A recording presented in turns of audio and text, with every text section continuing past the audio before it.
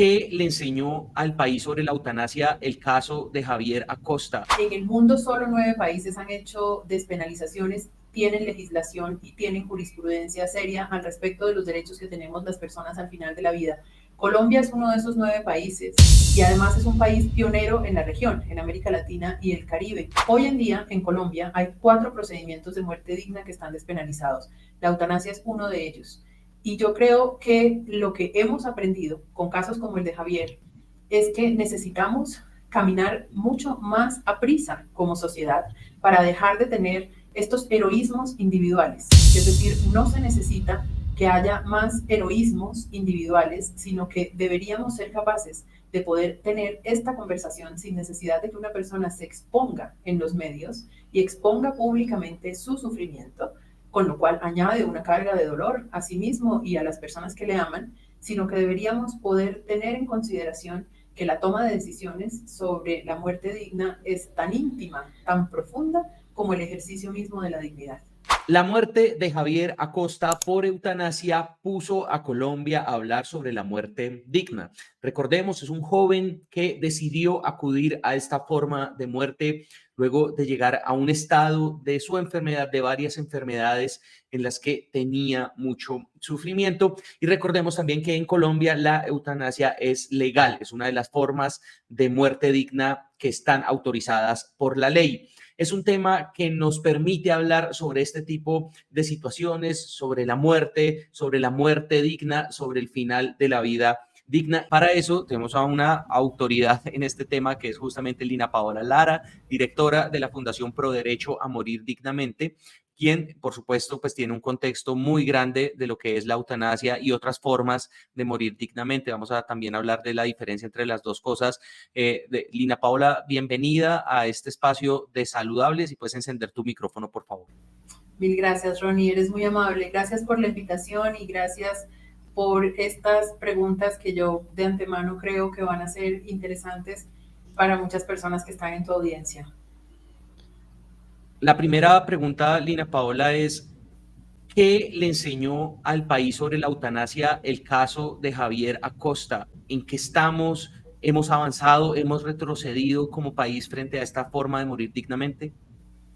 Como todas las cosas, hay que mirarlas desde el punto de vista del contexto grande. Esta no es la excepción y seguramente si empezamos por el contexto grande nos va a quedar un poco más fácil comprender por qué este caso particular ha conmovido tanto a la sociedad y ha tenido tanto cubrimiento de los medios masivos de comunicación, de la prensa. Yo en general siempre pienso que es importante empezar por el contexto global. En el mundo solo 9 países han hecho despenalizaciones, tienen legislación y tienen jurisprudencia seria al respecto de los derechos que tenemos las personas al final de la vida. Colombia es uno de esos 9 países y además es un país pionero en la región, en América Latina y el Caribe. En 1997 Colombia despenalizó el procedimiento de eutanasia y ese procedimiento fue regulado por el Ministerio de la Salud y de la Protección Social en 2015. De manera que nosotros tenemos una historia, si así quiere llamarse tal vez una tradición en relación con el acceso a los derechos a muerte digna desde el punto de vista nada más y nada menos que de nuestra Corte Constitucional, que de una manera muy progresista ha asumido un mandato humanitario y es el mandato consignado en la sentencia que despenalizó la eutanasia en 1997, según el cual el derecho a la vida no puede estar por encima del derecho a la dignidad. De manera que esta es una conversación de largo aliento. La Fundación Pro Derecho a Morir Dignamente lleva 45 años trabajando para ofrecer información que facilite la toma de decisiones en relación con cómo queremos experimentar el final de la vida. Hoy en día en Colombia hay 4 procedimientos de muerte digna que están despenalizados. La eutanasia es uno de ellos.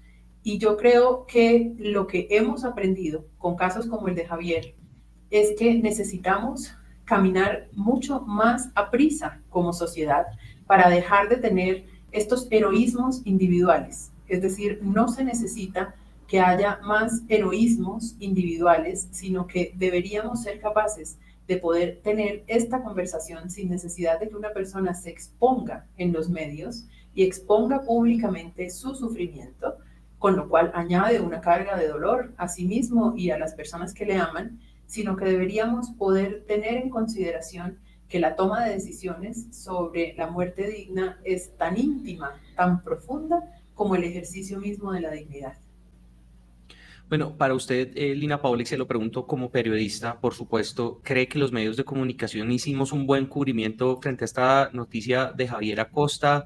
¿Debió ser noticia que una persona, que un joven optara por esta manera de morir dignamente en nuestro país? Siempre caminamos en la cuerda floja digamos, el abismo que se abre ante nuestros pies, y por eso cada paso es tan importante. Es el abismo del sensacionalismo, del amarillismo y, por supuesto, de la sensiblería cursi en relación con casos de vida, historias de vida que son reales. A mí eso me preocupa mucho, en la Fundación nos preocupa mucho, porque no solo se trata del heroísmo individual, sino que también se trata de atender de la manera más respetuosa posible el hecho estrictamente humano y particularmente ético, que es una decisión política al final, que toma una persona cuando resuelve que la oferta de vida que le están haciendo los tratamientos médicos que podría recibir no es una oferta que se compadezca con lo que considera vida digna. Yo creo que, digamos, en términos generales, los medios de comunicación han comprendido, y especialmente las personas que ejercen el periodismo, han comprendido que más allá de la narración eh, amarillista o, digamos, un poco eh, más puesta en términos como la sensiblería y las cursilerías y todas esas cosas, más allá de eso, su misión es la misión de poner en la conversación pública aquello que consideramos que es importante, aquello que nos mueve como sociedad a aceptar una transformación cultural inevitable, y es la transformación de hablar sobre la muerte, exigir derechos en relación sobre la muerte y desvincular el hecho natural de la muerte de esto que nos ha perseguido durante siglos en el país, que es la muerte violenta. Entonces, poner esa conversación en donde corresponde, yo creo que es también tarea de los medios, no solo de ellos, y creo que sí ha habido avances al respecto. Habrá uno que otro que haya hecho de esto un circo, pues digamos, porque también hay esas prácticas y siempre que las veamos, pues las condenaremos. Pero en términos generales, yo creo que el tratamiento respetuoso de la historia de vida es el camino. Bueno, hablemos un poco ahora sí sobre las barreras que enfrentan los pacientes en Colombia cuando deciden acceder a la eutanasia. Usted decía, es un camino largo. En Colombia están despenalizadas 4 formas de muerte digna, pero supongo este tema de barreras de acceso se sigue presentando en el país. ¿Qué ayuda también ustedes le dan desde la fundación a las personas que de pronto tienen que enfrentarlas? Efectivamente, sigue habiendo barreras de acceso y muchas de ellas están relacionadas con tres cuestiones que yo creo que vale la pena tomar en consideración con mucha cautela. La primera de ellas es un grupo de barreras de acceso que están relacionadas con las creencias que hemos vuelto costumbre en nuestra manera social y cultural de comprender nuestra relación con la muerte. Entonces, muchas de esas barreras tienen que ver con que a las personas nos cuesta poco trabajo ofrecer nuestra opinión o decir lo que pensamos, e incluso a veces la gente más audaz se atreve a decir: si yo estuviera en su situación, lo que yo haría es tal cosa. Y a veces eso que pasa mucho en las relaciones interpersonales empieza también a pasar en las instituciones. Entonces, en Colombia existe la objeción de conciencia individual. Por supuesto, un soldado, si así lo desea, puede objetar su conciencia y decir: yo no disparo a matar, tanto como un médico puede decir: yo no hago interrupciones voluntarias del embarazo, o yo no practico el procedimiento de eutanasia. Y eso puede tener que ver con sus propias creencias, claro, pero también puede tener que ver con sus habilidades, porque la medicina al final es un conjunto de técnicas, y la técnica que implica cada procedimiento de muerte digna no es que todos los médicos la sepan hacer. Entonces, alguien puede objetar su conciencia y decir: yo no hago esto. Pero la objeción de conciencia es personal, no es institucional. De manera que a nadie que tenga la ciudadanía colombiana y cumpla con los requisitos que la Corte ha puesto para acceder a los procedimientos de muerte digna, se le puede negar un procedimiento por objeción de conciencia, por ejemplo.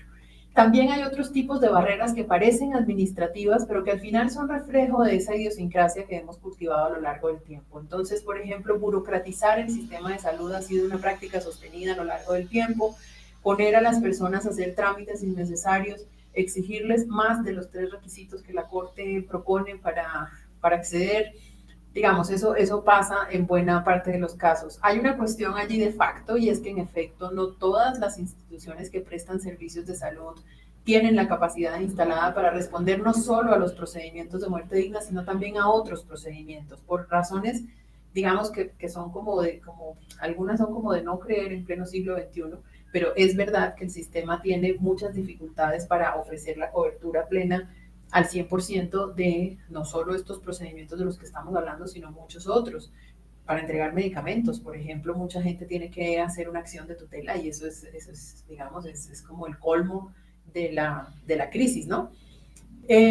Pero en términos generales yo creería que aun cuando hay otros tipos de barreras, las que más persisten y las que más fuertes se han hecho son estas que están relacionadas con las cuestiones culturales, con las creencias, con los puntos de vista, con la opinión, como si los derechos no fueran derechos, que esos son. Los derechos no son ni creencias, ni opiniones, ni puntos de vista, ni nada de esas cosas. Los derechos son derechos, todas las personas los tenemos en Colombia en relación con la muerte digna y por lo tanto necesitamos fortalecernos más como sociedad para respetar esos derechos. Suele pasar que cuando salen estos casos, pues todo el mundo opina y todo el mundo comenta, y pues hay un límite entre la opinión y la capacidad de intervenir en las decisiones de otras personas. Le pregunto, Lina Paola Lara, directora ejecutiva de la Fundación Pro Derecho a Morir Dignamente ahora, por las estadísticas y las cifras que tenemos sobre eutanasia y muerte digna en Colombia. ¿Sabemos cuántas personas acceden a este derecho anualmente? ¿Hay cierta opacidad sobre estas cifras? ¿Qué nos puede contar? La respuesta breve es no. No sabemos. El Ministerio de la Salud y de la Protección Social no nos ha entregado cifras oficiales sobre qué ha pasado desde que fue despenalizada la eutanasia en 1997, desde que fue reglamentada en 2015 y cuál es el panorama actual, aún sabiendo, como sabemos todas las personas que trabajamos en estos temas, que existe el subregistro, aún con esa indicación de que cualquier cifra hay que tomarla pues con pinzas porque seguramente detrás de ella hay un subregistro enorme. La realidad es que el Ministerio de la Salud y de la Protección Social no nos ha ofrecido cifras oficiales sobre cuál es la dinámica de la garantía de este derecho en el territorio nacional. Quienes trabajamos en esto, aquí en la Fundación, por ejemplo, tenemos una aproximación que hacemos sobre la base de los casos pues, que para nosotros son en la cotidianidad, en nuestro trabajo, pero eso no es para nada una cifra oficial, solo son estimaciones y mal haría yo, sería muy irresponsable de mi parte ofrecer esas estimaciones como una fuente de información validada. Lo que sí sabemos es que el número de personas solicitantes de procedimientos de muerte digna y particularmente solicitantes del procedimiento de eutanasia es un número muy pequeño porque entre las razones culturales, las razones de orden espiritual, las razones de tipo individual, personal, como por ejemplo las cuestiones emocionales, etcétera, tienen un papel en la toma de esa decisión. A muchas personas les sucede que prefieren explorar otras alternativas terapéuticas, por ejemplo, y eso hace que no sean muchas las solicitudes. Y claro, el cumplimiento de los requisitos también hace que las solicitudes pasen por un tamiz, es decir, contrario a lo que algunas personas que se llaman a sí mismos o que otros llaman antiderechos creen, esto no es una cosa que sucede para usar un coloquialismo a la topa tolondra, es decir, aquí no cualquier persona levanta la mano y dice hasta aquí fue y yo me voy, sino que hay que cumplir unos requisitos que la Corte exige y esos requisitos son obligatorios y nos parece bien que así sea porque por supuesto esto tiene que estar de alguna manera pues regulado. Entonces, si una persona con ciudadanía colombiana hace una solicitud y cumple los 3 requisitos, lo más probable es que esté derribando esas barreras de acceso y pueda lograr que se le garantice su derecho. Cuando eso no pasa a la primera, que es hacer un derecho de petición, pues aquí en la Fundación con la Clínica Jurídica de Derechos a la Salud y a la Muerte Digna apoyamos el camino judicial en caso de que haya que tomarlo para que a la persona se le garantice su derecho, pero no son tantas las personas solicitantes en términos estadísticamente significativos, quiero decir. Aprovechemos entonces para recordar cuáles son esos requisitos. ¿Qué persona puede optar en Colombia por practicarse la eutanasia? Bien, hay tres requisitos que la Corte tiene contemplados. El primero de ellos es tener un diagnóstico de enfermedad grave e incurable. Eso es súper clave, o sea, sin ese requisito es imposible que ocurra el estudio siquiera del caso. Es decir, si una persona tiene un diagnóstico, ya no se necesita como en el pasado el asunto de la terminalidad, que antes eso era una cuestión allí relevante y la Corte con una sentencia en 2021, un caso que también fue mediático a propósito, que fue el caso de Marta Sepúlveda, la mujer diagnosticada con esclerosis lateral amiotrófica, quien en su defensa, en contra de quienes se oponían a su decisión porque decían, pero luces muy bien, te ves muy saludable. Ella en su defensa argumentaba, este diagnóstico que tengo lo que significa es un pronóstico muy negativo en relación con cómo voy a vivir de aquí en adelante y si el asunto va a ser en contra de mi dignidad, gracias, no más, yo me voy. Pero Y bueno, esa es una aclaración importante y es que ya no se necesita esa categoría de terminalidad, ¿no? Entonces ya no es como que me quedan mis últimos días, entonces ya puedo optar por la eutanasia. no, de nuevo aquí la consideración es no se necesitan heroísmos individuales y una persona no tiene que llegar hasta el último rincón del sufrimiento para poder ser candidata a un procedimiento de muerte digna. Entonces, el requisito es claro y es importante que hayas hecho esa aclaración. Muchas gracias, porque el requisito es tener un diagnóstico de enfermedad grave e incurable. Con ese diagnóstico es suficiente. El segundo requisito es tener un sufrimiento que la Corte llama físico o psíquico. Usa esas palabras. ¿Por qué? Porque todavía vivimos en una tradición médica según la cual la salud se divide en física y mental. Algún día yo creo que vamos a superar ese escollo y vamos a considerar la salud como un todo, porque las personas somos un todo. Pero por lo pronto era necesario que la Corte hiciera el énfasis en que el sufrimiento puede ser físico, pero también puede ser emocional.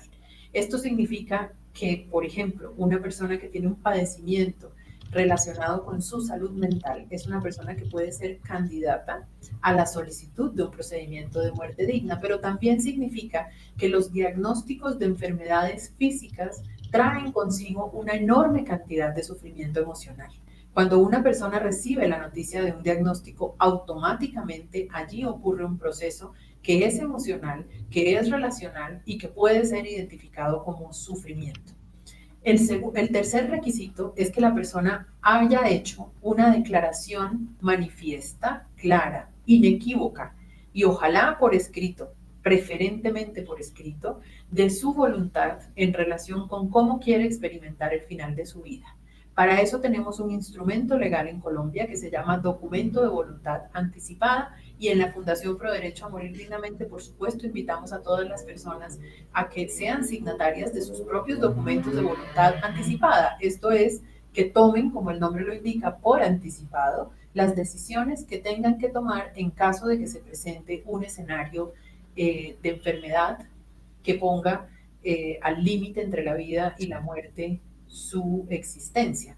Entonces, esos documentos de voluntad anticipada tienen una manera de ser, es decir, hay unas especificaciones que el Ministerio de la Salud y de la Protección Social ha ordenado y que la Corte ha ordenado y que el Ministerio ha reglamentado, es más preciso decirlo así, y esos documentos pues tienen validez legal para poder luego, a ver, firmar un documento de voluntad anticipada no es solicitar un procedimiento de muerte digna, pero si la circunstancia es que tienes que solicitar un procedimiento de muerte digna, el documento de voluntad anticipada es un apoyo para probar esa decisión inequívoca que has pensado durante mucho tiempo sobre cómo preferirías experimentar ese final de la vida.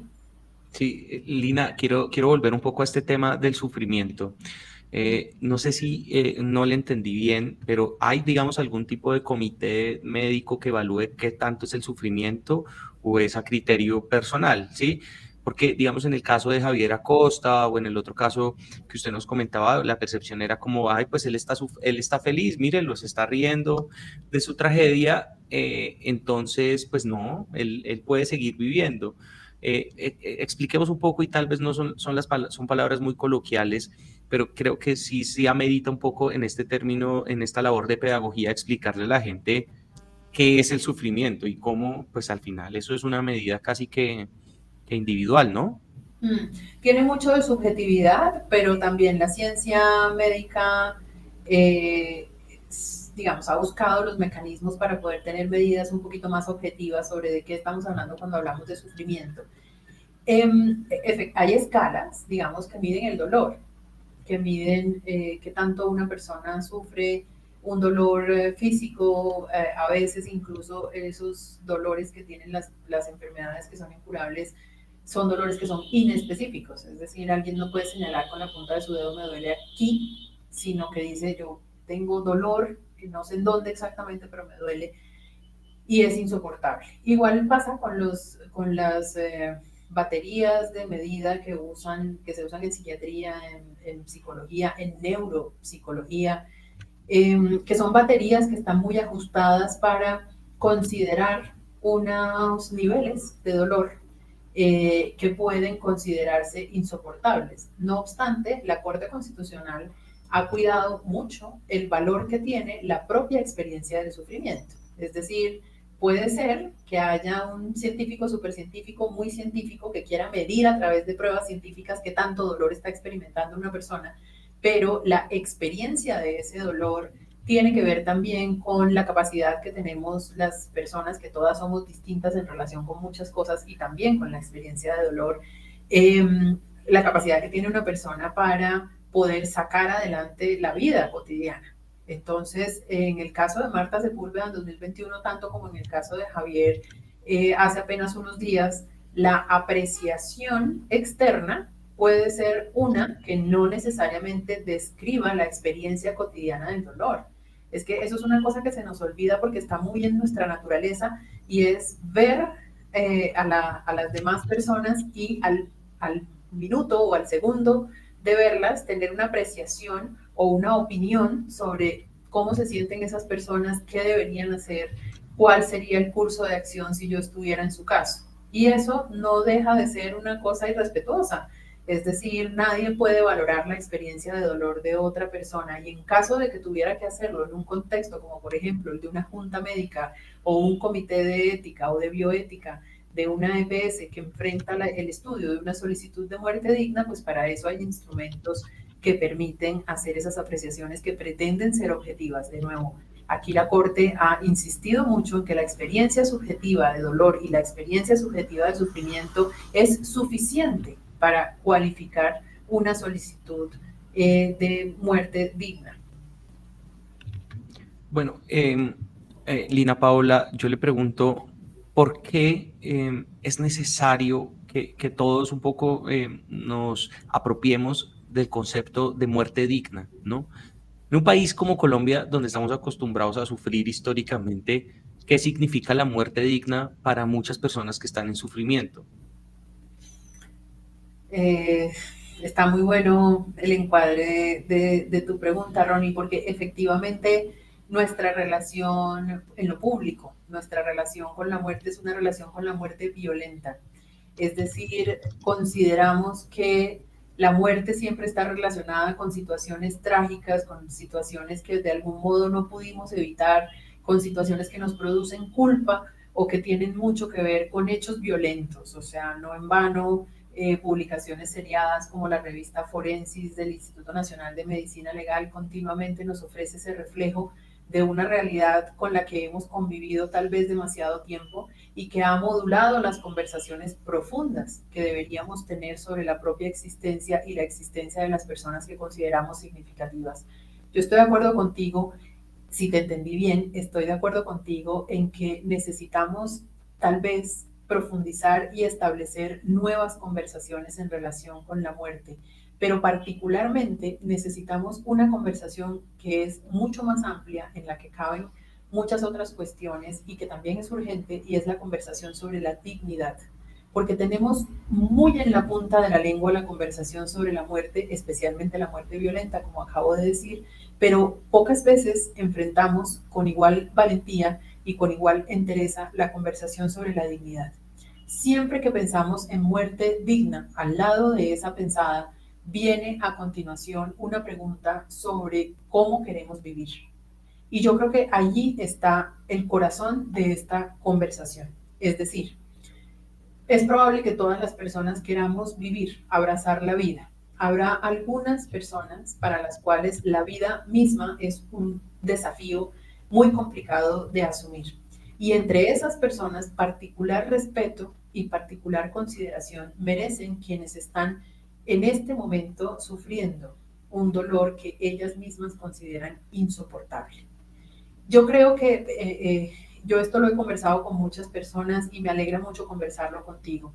Tú y yo estamos aquí sentados aparentemente bien. Yo no sé qué diga tu médico y qué diga mi médica al respecto, pero tú y yo podemos tener esta conversación con relativa tranquilidad porque estamos bien y podemos contarnos el uno al otro cuál es tu opinión y tú qué harías y qué has pensado al respecto. ¿Tú has hablado con tu familia de esto? Yo sí, yo también. O sea, es una conversación relativamente tranquila porque tú y yo no estamos enfrentados a lo que significa, por ejemplo, el deterioro que sufre el cuerpo cuando hay una enfermedad que es persistente, que no tiene cura y que probablemente lo que está indicado para tratarla sea un conjunto de procedimientos que se parecen a eso que está prohibido para toda la humanidad, que es la tortura, los tratos crueles, inhumanos y degradantes. Hay una serie de procedimientos médicos que se parecen más a eso, a la tortura, tratos crueles, inhumanos y degradantes que otra cosa.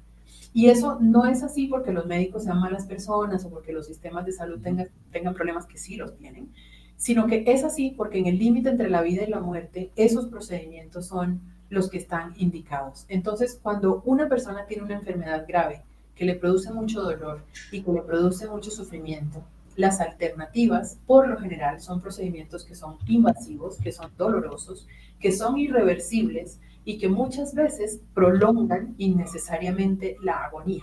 Entonces, a las personas que somos pacientes se nos olvida que esto es una hoja que tiene dos caras. Por un lado te está diciendo el médico, este es su diagnóstico, y por el otro lado automáticamente tenemos que preguntar, ¿y cuál es mi pronóstico? Es decir, ya me dijo que tengo, ahora dígame cómo voy a vivir.